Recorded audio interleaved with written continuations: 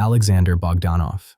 In April 1928, a 54-year-old Bolshevik physician lay on a gurney in Moscow and received a transfusion of blood drawn from a sick student, convinced the procedure would rejuvenate him, and died in the hours that followed, jotting down his own symptoms to the last moment in the name of the scientific method. Bogdanov was a doctor, a philosopher, a science fiction novelist, and the founder of the Soviet Union's Institute of Hematology in 1926, a man who championed the idea that mixing young blood with old would strengthen the Marxist collective and reverse aging. He called the theory proletarian blood rejuvenation. Between 1924 and 1928, he gave himself 11 transfusions, some as large as 900 milliliters, and reported to colleagues that his eyesight was sharpening, his balding had stopped, and his body was running like it used to. The doctors at the institute confirmed every observation. On the 12th session, he took blood from a student who was carrying malaria and tuberculosis at the same time. The blood types were incompatible.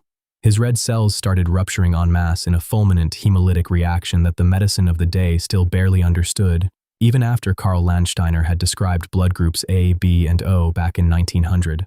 Bogdanov logged every chill, every drop in blood pressure, every pain in his kidneys. The young donor, tougher and more resilient, walked away with no lasting damage. Nearly a century later, American startups like Ambrosia revived the idea, selling young blood transfusions to older clients for thousands of dollars a session until the FDA shut the practice down in 2019.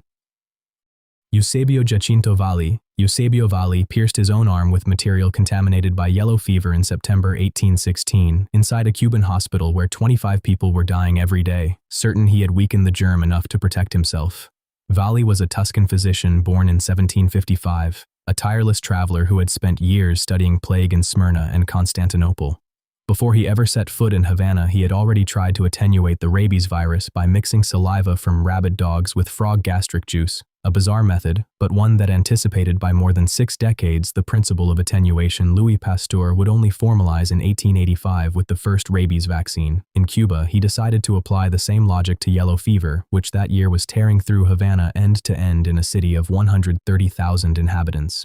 He admitted himself to San Juan de Dios Hospital, gathered material from the worst patients, processed it by his own method, and injected himself with what he called attenuated germs. The attenuation was not enough. The fevers showed up within days, followed by black vomit and deep jaundice. Valli died a few weeks later, in the middle of his own experiment, taking notes on his symptoms for as long as consciousness allowed. He was buried in Havana, and his headstone carries the Spanish inscription, Víctima de su amor a la humanidad. The first truly effective yellow fever vaccine would not appear until 121 years later, in 1937, developed by the South African Max Thieler using weakened virus in chicken embryos, the exact path Valli had been trying to open. Andrew White. Inside a British military hospital in Cairo in 1801, an English surgeon rubbed pus drawn from the swollen lymph node of a bubonic plague patient into an open cut on his own arm, and then did the same to 4 volunteer assistants.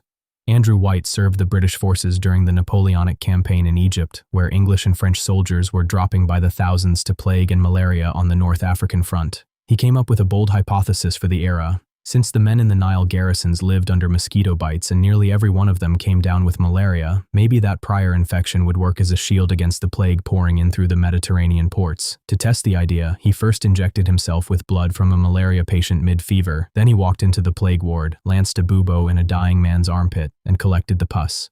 He worked the material into a cut on his own arm and thigh, and repeated the procedure on 4 assistants who had agreed to serve as human test subjects.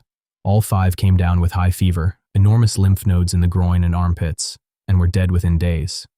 It was the first documented plague inoculation experiment recorded in medical literature, nearly a century before Alexandre Yersin isolated the bacterium Yersinia pestis in Hong Kong in 1894. The cross-immunity hypothesis was wrong from start to finish, and the account only survived because other British Army officers wrote the episode into diaries and official reports. William Stark. William Stark spent 8 months living mostly on sweetened bread and honey pudding to prove fresh produce didn't matter, and died of scurvy in London with his gums bleeding and his whole body swollen in February 1770. Stark was young, ambitious, and at 29 decided to test on himself a run of 24 diets meant to refute what James Lind had published in 1753 when the Scottish surgeon showed that citrus cured scurvy in Royal Navy sailors. He began in June 1769 with 31 days on nothing but bread, water, and sugar, logging his weight, urine, stools, temperature, and mood with watchmaker precision. Then he started adding single foods, roast goose, veal, olive oil, butter, figs, one at a time. His mentor was Sir John Pringle, a British military physician of great standing, who told Stark to cut out salt and ignore fresh fruit, convinced those elements would muddy the results. The mentor was wrong. On February 23, 1770, Stark woke up with bleeding from the mouth, scant urine, and his body swollen all over. He died a few hours later, still writing entries in his journal. The autopsy was performed by the surgeon John Hunter, one of the greatest anatomists of the century. Decades later, the British Navy would start issuing lemon juice to its crews, finally ending the curse of scurvy at sea, the exact opposite of what Stark had tried to prove with his own mouth and his own bones. Daniel Alcides Carrion. On August 27, 1885, a Peruvian medical student scraped pus from the skin of a 14-year-old boy covered in red blister-like sores and worked that material into 4 open punctures on his own arms after every one of his professors had refused to do it for him. Daniel Carrion was in his 6th year at the Universidad Mayor de San Marcos in Lima, doing his clinical rotation at Hospital Dos de Mayo. Peru was living through a quiet epidemic that was wiping out railroad workers along the Lima-La Arroyo line in droves, and the local medical community was split on what was causing it. Some argued that Arroyo fever, acute and with a fatality rate as high as 90%, was a separate disease from verruga peruana, a chronic eruption of red blister-like nodules. Carrion bet the opposite. He believed it was the same disease in different stages, and he meant to prove it with his own body. He carried out the inoculations with a lancet, wrote down every step in his diary, and waited for what would come. By day 21 came fatigue, joint pain, blood-red urine, and an anemia so fast the doctors could not stop it. He died on October 5, 1885, confirming exactly the hypothesis he had laid out. The causative agent, today known as Bartonella bacilliformis, would not be isolated until 1905 by the Peruvian Alberto Barton. The colleague who had helped him during the inoculation was arrested for homicide before being cleared, and the date of his death became Peruvian Medicine Day, celebrated every October 5th in hospitals across the country. Jesse William Lazier. Jesse Lazier let a mosquito bite him on purpose on September 13, 1900, knowing full well that the insect had fed 12 days earlier on the blood of a patient deep into a yellow fever outbreak. Lazier was a bacteriologist trained at Johns Hopkins and the only member of Colonel Walter Reed's Yellow Fever Board with hands-on experience in medical entomology. He was raising Aedes aegypti larvae at Camp Columbia outside Havana, drawing on specimens donated by the laboratory of the Cuban Carlos Finley. Since 1881, Finley had been pushing, and being ridiculed for it for 2 solid decades, the hypothesis that the vector of yellow fever was a specific mosquito and not the foul air of the streets. The board itself had just banned self-experimentation after James Carroll nearly died in a first deliberate bite. Lazier ignored the order. He knew the virus needed an incubation period inside the insect before it could become infectious. He counted out the days, picked the right mosquito, and offered up his arm.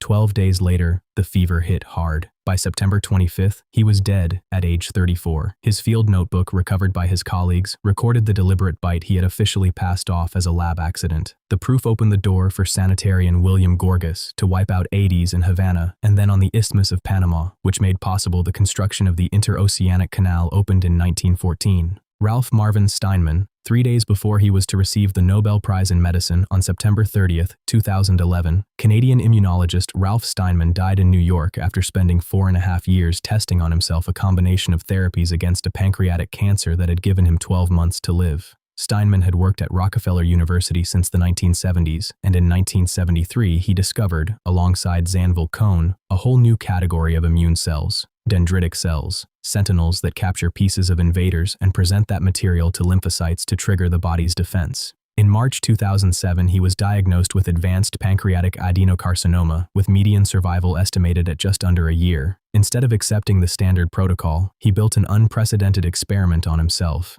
He pulled his own dendritic cells from his blood, had them recognize antigens from his own tumor in the lab, and injected them back as a personalized vaccine.